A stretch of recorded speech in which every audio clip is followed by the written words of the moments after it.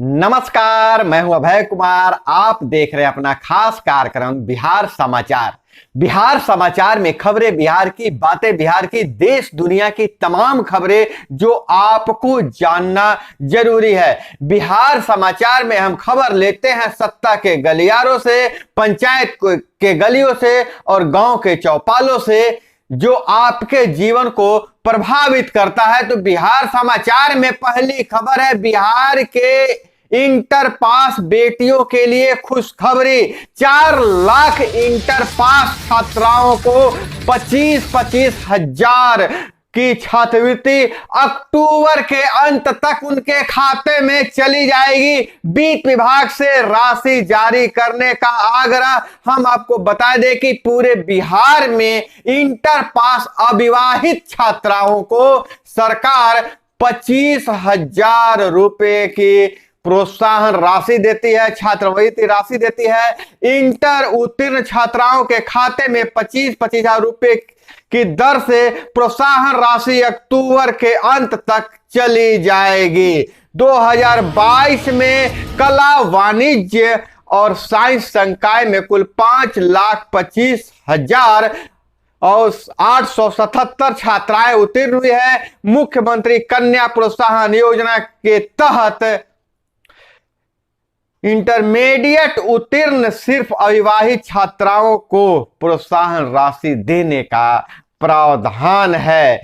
तो inter pass छात्राएं अब के बीच खुशखबरी की बात है कि उनके खाते में 25,000 रुपए चले आएंगे। वहीं स्नातक उत्तीर्ण छात्राओं के लिए भी 35 करोड़ का प्रस्ताव भेजा गया है। स्नातक पास छात्राओं को छात्रवृत्ति देने के लिए सरकार ने 35 करोड़ का प्रस्ताव भेजा है। और स्नातक पास सभी छात्राओं को, वो विवाहित हो या अविवाहित हो, उनको छात्रवृत्ति देने का प्रावधान है। तो बहुत अच्छी खबर है छात्राओं के लिए जो इंटर पास हैं। उनके खाते में तो अक्टूबर के अंतिम सप्ताह में पैसे आ जाएंगे और स्नातक पास छात्राओं के भी खाते में पैसे आ जाएंगे। और इधर कल्पना कीजिए, अगर सारे विपक्षी एक हो जाए तो नरेंद्र मोदी का क्या हाल होगा। कल्पना कीजिए आप, ये हम नहीं कह रहे हैं, सीएम, बिहार के सीएम नीतीश कुमार कह रहे हैं कि कल्पना कीजिए सब एकजुट होंगे तो क्या होगा। क्या होगा आप कमेंट में बताइएगा। अगर सब एकजुट हो जाएंगे तो क्या होगा। मतलब एकजुट होने का मतलब है कि 2024 के लोकसभा इलेक्शन में सारे विपक्षी दल मोदी के खिलाफ एकजुट हो जाते हैं तो क्या होगा। और वही नीतीश कुमार ने आरोप लगाया कि देश में विकास ठप है, लोग परेशान, एकजुट विपक्ष ही उपाय है मोदी को हटाने के लिए। शरद पवार दीपंकर भट्टाचार्य से मिले नीतीश, ममता दीदी से फोन पर किया बातचीत। और वहीं नीतीश कुमार राष्ट्रपति द्रौपदी मुर्मू, उपराष्ट्रपति जगदीप धनखड़ से भी मुलाकात किया। और वहीं नीतीश कुमार अभी ज्यादा मुखर है, जैसे विधानसभा चुनाव में बात बात पर गुस्सा हो जा रहे थे, अपने अंदर के भावों का इजहार कर रहे थे। नीतीश कुमार सामान्यतः अपने अंदर के भावों का इजहार नहीं करते हैं, लेकिन इधर पिछले कुछ दिनों से जमकर बोल रहे हैं। आरसीपी सिंह के बारे में आपने सुना होगा, देखा भी होगा कि क्या क्या कहा था। हालांकि आरसीपी सिंह ने उस पर तंज भी कसा था कि नीतीश कुमार की भाषा खराब हो गई है। इधर जब प्रशांत किशोर के बारे में पूछा गया तो उन्होंने कहा प्रशांत किशोर को ABCD भी मालूम नहीं है, भाजपा के साथ का मन होगा। माने पीके से संबंधित सवाल के जवाब में मुख्यमंत्री ने क्या कहा, ये आदमी हमारे साथ भी काम किया है, बड़े बड़े बोलने प्रचार के एक्सपर्ट है, इसको ABCD भी मालूम है क्या। अगर कोई इस तरह की बात बोलता है तो समझ लीजिए कि वह भाजपा का एजेंट है, भाजपा में जाएगा। नीतीश कुमार का बयान है। और नीतीश कुमार दूसरी बात बोले, मेरी एक ही चॉइस है, सब एकजुट हो जाए। हमारा निजी कोई चॉइस नहीं है, मेरा बस एक ही चॉइस है, सब एकजुट हो जाए। हमें पीएम नहीं बनना है और देश हित में भाजपा को हटाना है। वहीं एकजुटता का बिहार मॉडल पूरे देश के लिए हो, दीपंकर भट्टाचार्य का बयान है। दीपंकर भट्टाचार्य ने कहा है, भाकपा माले के महासचिव दीपंकर भट्टाचार्य ने कहा है कि वह देश में बड़े पैमाने पर नीतीश कुमार की मेहनत जरूर रंग लाएगी, विपक्षी एकजुटता होके रहेगी। वहीं बड़ी खबर यह आ रही है कि 67वीं बीपीएससी पीटी के लिए अभ्यर्थियों को एडमिट कार्ड 14 को होंगे अपलोड। 21 सितंबर को होने वाली 67वीं बीपीएससी प्रारंभिक परीक्षा के लिए अभ्यर्थियों की ई एडमिट कार्ड 14 सितंबर को आयोग के वेबसाइट पर अपलोड कर दिए जाएंगे। अभ्यर्थी आयोग के वेबसाइट www.bpscbih.nic.in या www.onlinebpscbih.gov.in से अपलोड कर सकते हैं, वहां पर जाकर डाउनलोड कर सकते हैं, माफ कीजिएगा। और वहीं बड़ी खबर यह है कि पितृपक्ष मेला में इस बार फल्गु सूखी हुई नहीं रहेगी। पिंडदानियों को पिंडदान करने के लिए फल्गु नदी में पानी मिलेगा। मुख्यमंत्री उद्घाटन कर रहे हैं गया जी डैम। जी हां, अपने तरह का यह देश का सबसे लंबा रबर डैम है और गया जी डैम इसका नाम दिया गया है। गया जी डैम और पितृपक्ष महासंगम का उद्घाटन मुख्यमंत्री करेंगे। 3 मीटर ऊंचा एवं 411 मीटर की लंबाई का यह गया जी डैम तकनीकी युक्त है। गया में देश का सबसे लंबा रबर डैम तैयार। फाल्गु में अब सालों भर रहेगा पानी। इस डैम को गया जी डैम के नाम से जाना जाएगा। रबर डैम से फाल्गु में जल प्रवाह भंडारण को नियंत्रित किया जा सकेगा। 2020 में हुआ था शिलान्यास। थोड़ी सी इसकी खासियत हम आपको बता दें तो रबर डैम गया के फाल्गु नदी पर बना है। यह 65 मीटर लंबाई के 6 स्पैन लगाए गए इस डैम में। 411 मीटर स्टील पैदल पुल का निर्माण डैम के ऊपर किया गया है और 4 करोड़ की लागत से इस डैम का माफ कीजिएगा 261 करोड़ की लागत से इस डैम का निर्माण किया गया है और 2 साल में बनकर हुआ है तैयार और पितृपक्ष मेला आज से शुरू हो जाएगा। और इधर बात करें, राजनीतिक उथल पुथल हो रही है। गैर मान्यता प्राप्त दलों की फंडिंग के खिलाफ देश भर में आयकर का छापा। पंजीकृत गैर मान्यता प्राप्त राजनीतिक दलों, उनके प्रमोटर और उनसे जुड़े हुए एंट्री ऑपरेटरों की आय व्यय के स्रोत जानने के लिए आईटी की कार्रवाई। 87 राजनीतिक दलों का अस्तित्व ही नहीं मिला, बोगस फंड ले आयकर छूट का दावा कर रहे हैं छोटे दल। मिड डे मील घोटाले में मंत्री के घर पहुंची टीम और कोल तस्करी बंगाल के मंत्री के परिसरों में भी सर्च किया गया। और नियम क्या है दल से अब चंदा, आप दल बनाते हैं, कोई राजनीतिक दल बनाते हैं तो चंदा लेने का नियम क्या है जरा सुन लीजिए।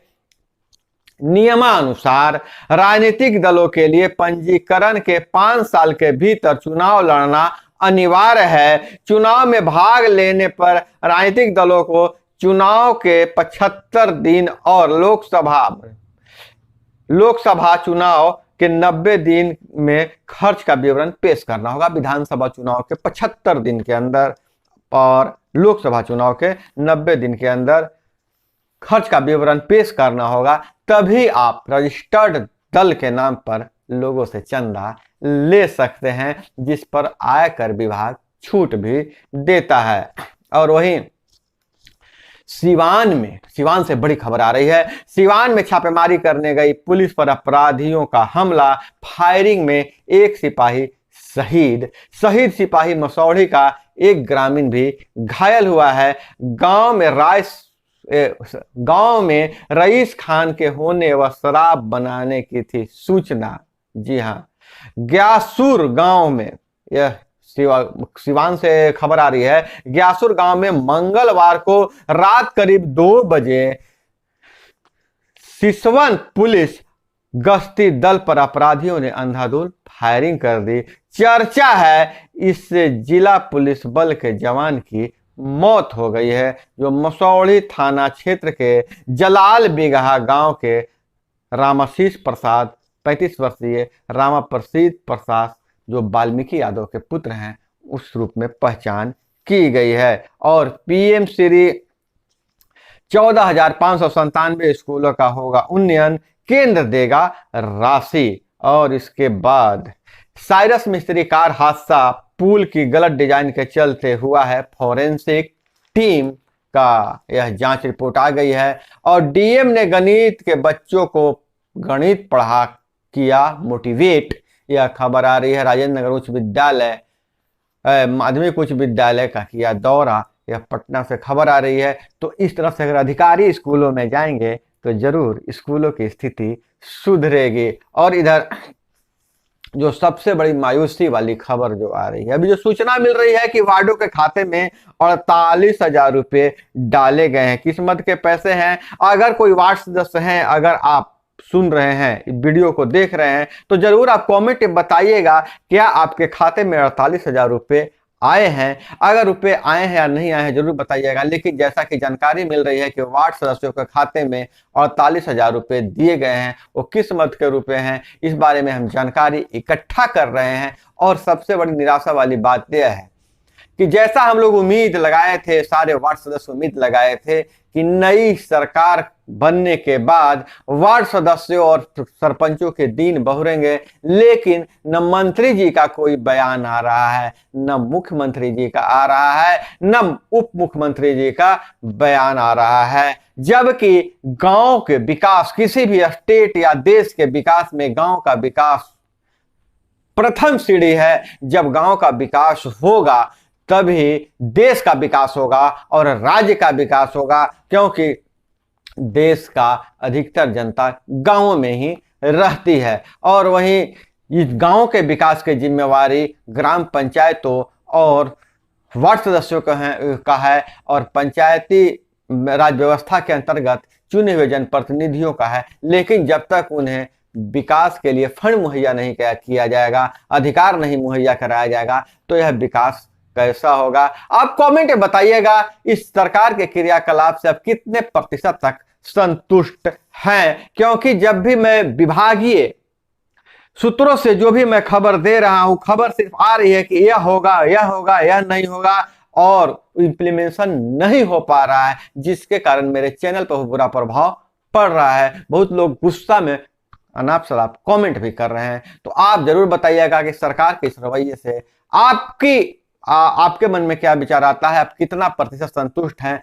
आप जरूर कमेंट में लिखिएगा, ताकि सरकार भी पढ़े कमेंट तो समझ में आए कि उनके क्रियाकलाप का क्या ग्रामीण जनता पर असर पड़ रहा है। और मास्टर प्लान को लेकर होगी नई तैयारी, जिलों में क्लस्टर अनुसार लगेंगे उद्योग। द्वितीय ईस्ट इंडिया समिट में उप मुख्यमंत्री तेजस्वी यादव ने कहा, और जंगल राज का गढ़ा जा रहा माहौल, इस पर परसेप्शन को तोड़ना होगा। तेजस्वी यादव अपने कार्यकर्ताओं से कह रहे हैं कि जो ये परसेप्शन है कि राजद कार्यकर्ता हुड़दंग करते हैं, या जंगल राज का जो परसेप्शन गढ़ा जा रहा है, इसको तोड़ने के लिए राजद कार्यकर्ताओं को आगे आना होगा। और उद्योग मंत्री बोले, कोचिंग संस्थानों को सुविधा देने की बन रही है योजना, और कोचिंग संस्थानों को अब सुविधा मिलेगी। और मंत्री श्रवण कुमार बोले, भाजपा शासित राज्यों में ज्यादा हो रहा है क्राइम, ये मंत्री जी का बयान है। हालांकि एक दूसरे पर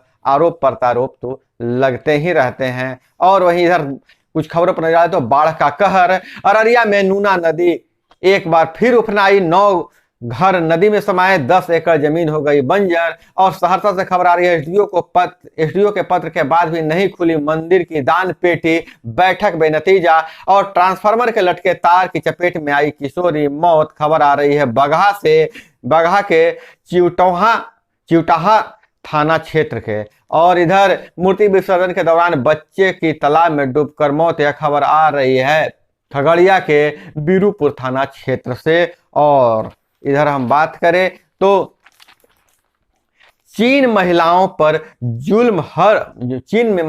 काफी जुल्म हो रहा है। हर 7 सेकेंड में हिंसा, 11% केसों में पुरुषों के ही सजा मिल पाती है। और इधर झारखंड से बड़ी खबर आ रही है, सरंडा कोल्हन के जंगल में भीषण मुठभेड़, ईस्टर्न रीजनल ब्यूरो के हेडक्वार्टर क्षेत्र में पुलिस का धावा। 1 करोड़ के इनामी नक्सली मिसिर के दस्ते से मुठभेड़, बड़ा कैंप ध्वस्त। 22 लाख के इनामी अजय महतो का दस्ता मुठभेड़ में था शामिल। माओवादियों के खिलाफ सुरक्षा बल लगातार अभियान चला रहे हैं। पुलिस को उम्मीद अभियान में बड़ी सफलता हाथ लग सकती है। तो दोस्तों, यह थी वो तमाम खबरें जो आपको जानना जरूरी था। इसी तरह से खबरों के लिए जुड़े रहिए हमारे साथ। चैनल पर नए तो चैनल को सब्सक्राइब कर लीजिए। वीडियो पसंद आए तो एक लाइक जरूर कीजिएगा। मिलते हैं अगले वीडियो में। जय हिंद, वंदे मातरम।